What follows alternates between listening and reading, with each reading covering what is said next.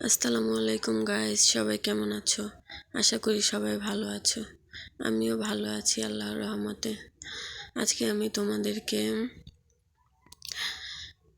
ইলিশ মাছের সিম দিয়ে আলু দিয়ে তরকারি রান্না করে দেখাবো, আর ইলিশ মাছের মাথা দিয়ে করলা আলু দিয়ে রান্না করে দেখাবো। দেখো, আমি করলা আলুর জন্য পেঁয়াজ ভেজে নিচ্ছি, সিম আলুর তরকারির জন্য পেঁয়াজগুলো আরেকটা চুলায় ভেজে নিচ্ছি। এখন আমি এতে হলুদ 1 চামচ, 1 চামচ মরিচ, কিছুটা ধনিয়া অ্যাড করে দিলাম। এখন আমি ভালো করে নেড়েচেড়ে নিলাম। কিছুটা পানি অ্যাড করে দিলাম যাতে মশলাটা পুড়ে না যায়, না হলে মশলাটা পুড়ে যেতে পারে। পানি দেওয়ার কারণে মশলাটা আর পুড়বে না। পাশের চুলায় আমি করলা আলু মাথা দিয়ে রান্না করার জন্য ভেজে নিচ্ছি। হলুদ অ্যাড করে দিলাম 1 চামচ, 1 চামচ মরিচ আর নুন। এখন আমি ভালো করে নেড়ে চেড়ে নিলাম। এখন আমি এখানে কিছুটা পানি অ্যাড করে দিলাম যাতে মশলাটা পুড়ে না যায়। পানি অ্যাড না করলে মশলাটা পুড়ে যাবে। এখানে দেখুন, আমি কিছুক্ষণ কষিয়ে নিয়ে সিম আলুর তরকারিটার জন্য আরেকটু পানি দিয়ে দিলাম, কারণ একটু একটু করে পানি দিয়ে কষালে সেই কষানোটা বেশি ভালো হয় এবং খেতেও ভালো লাগে। একেবারে পানি দিয়ে দিলে সেটা ভালো লাগে না। কিছুটা করে অল্প অল্প করে পানি দিয়ে অ্যাড করে তারপর ভালো করে মশলাগুলো কষিয়ে নেবেন। আমি দুটো মশলাই ভালো করে কষিয়ে নিলাম, কিছুটা কিছুটা করে পানি অ্যাড করে। এখন আমি এতে কাঁচামরিচ অ্যাড করে দিলাম 2টো সিমের তরকারিতে। দেখুন, 2টা তরকারি একসাথে কষানো হয়ে যাচ্ছে। সিমের তরকারিতে আমি সিম আলুগুলো অ্যাড করে দিচ্ছি। মশলাগুলো কষানো হয়ে গেছে।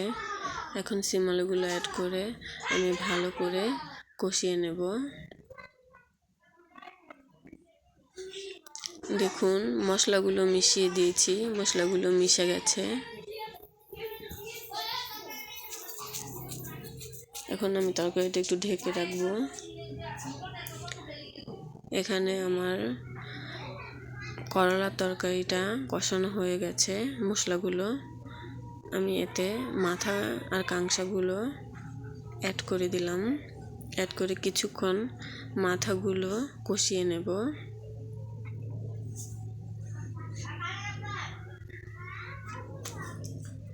বন্ধুরা, আমি নতুন চ্যানেল খুলেছি, যারা সবাই আপনাদের জন্য, আপনারা আমার পাশে থাকবেন। আপনাদের জন্য যাতে নতুন নতুন রেসিপি নিয়ে আসতে পারি, তার জন্য আমাকে সাবস্ক্রাইব করে বেল আইকন বাটনটা অন করে দিবেন, অন করে আমার পাশে থাকবেন। দেখুন, সিম তরকারিতে আমি এই পর্যায়ে লবণ অ্যাড করে দিলাম। মশলার সাথে লবণটা অ্যাড করলে কেন জানি আমার কাছে ভালো লাগে না, আমি পরে অ্যাড করি। দেখুন, করলা তরকারিতে লবণটা অ্যাড করে দিলাম। আগে অ্যাড করলে লবণটা পুড়ে যায়, তাই আমি কিছুটা পরে লবণটা অ্যাড করি। দেখুন, আমি করলার তরকারিটাতে করলাগুলো কুচি করে অ্যাড করে দিচ্ছি। এভাবে করলা কুচি করে, কাঁচামরিচগুলো অ্যাড করে দিলাম। এভাবে করলা কুচি করে সাথে আলু দিয়ে চিংড়ি মাছ কিংবা ইলিশ মাছের মাথা দিয়ে খেয়ে দেখবেন, খুবই ভালো লাগে। আমার কাছে তো পার্সোনালি এই খাবারটা খুবই ভালো লাগে, আপনাদের কাছেও ভালো লাগবে আশা করি। আপনারা আমার রেসিপি ফলো করে রান্না করে খাবেন। যারা রান্না করতে পারেন তাদের কাছে আমি কিছুই না, কিন্তু যারা পারেন না, নতুন রাঁধুনি, তারা আমার রান্নাটা ফলো করে রান্না করে খেয়ে দেখবেন, খুবই ভালো লাগবে। সিম তরকারিটা আমি নেড়ে নিচ্ছি, নেড়ে নেড়ে কষিয়ে নিচ্ছি। দেখুন, কষানো হয়ে গেছে। এখন এতে পানি অ্যাড করে দিলাম।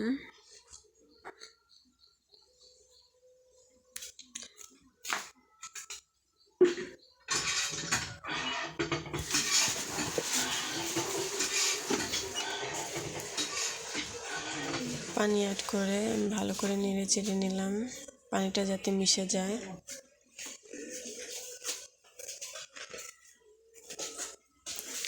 দেখুন করলা তরকারিটা আমি নেড়ে নিলাম।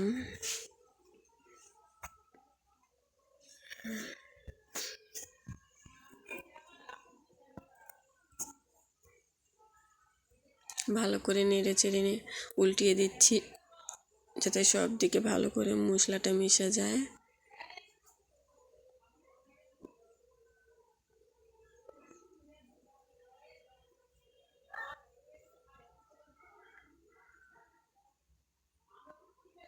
এখন আমি পানিটা অ্যাড করে দিলাম, ভালো করে কষিয়ে।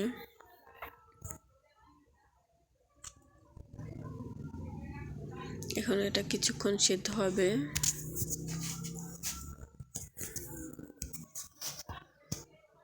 পানিটা টেনে আসলে হয়ে যাবে। দেখুন সিম তরকারিটা বলক এসে গেছে। এতে আমি এখন ইলিশ মাছগুলো অ্যাড করে দিলাম।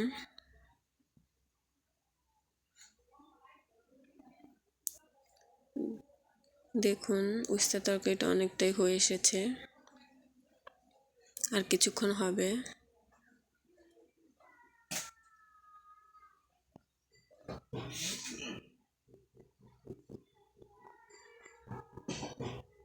দেখুন উস্তা তরকারিটা হয়ে এসেছে।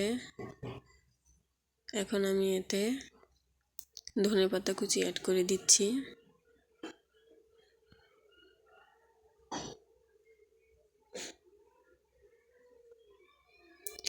দেখুন আমার সিম দিয়ে ইলিশ মাছের তরকারিটাও হয়ে গেছে। এতেও আমি ধনেপাতা অ্যাড করে দিচ্ছি।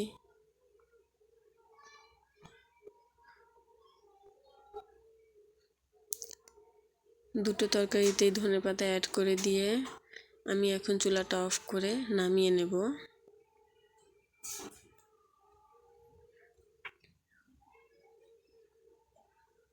দেখুন ঝোলটা একদম পারফেক্ট আছে। আপনাদের যদি কম বেশি, কারো কম পছন্দ কারো বেশি পছন্দ, যার যেরকম পছন্দ সেরকম করে নামিয়ে নেবেন।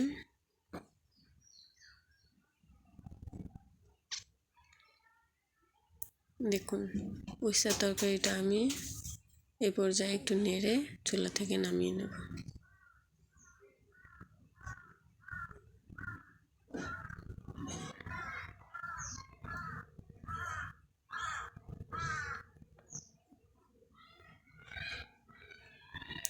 দেখুন কতটা ইয়াম্মি হয়েছে তরকারিগুলো। উস্তা তরকারিটা কতটা ইয়াম্মি হয়েছে, কতটা লোভনীয় লাগছে। দেখেই মনে হচ্ছে খুবই ভালো হবে, খেতে খুব মজা হবে, এত লোভনীয় লাগছে। সাথে সিম তরকারিটাও দেখেন, ইলিশ মাছ দিয়ে সিম তরকারি খুবই ভালো লাগে। আমরা সিম তরকারি সবাই খেতে খুব পছন্দ করি। দেখুন কতটা লোভনীয় লাগছে। আপনারা এই রেসিপি ফলো করে রান্না করবেন। আর আমার চ্যানেলটা প্লিজ সাবস্ক্রাইব করে আমার পাশে থাকবেন। সব ভিডিও পাওয়ার জন্য বেল আইকন বাটনটা অন করে দেবেন। আসসালামু আলাইকুম, আল্লাহ হাফেজ।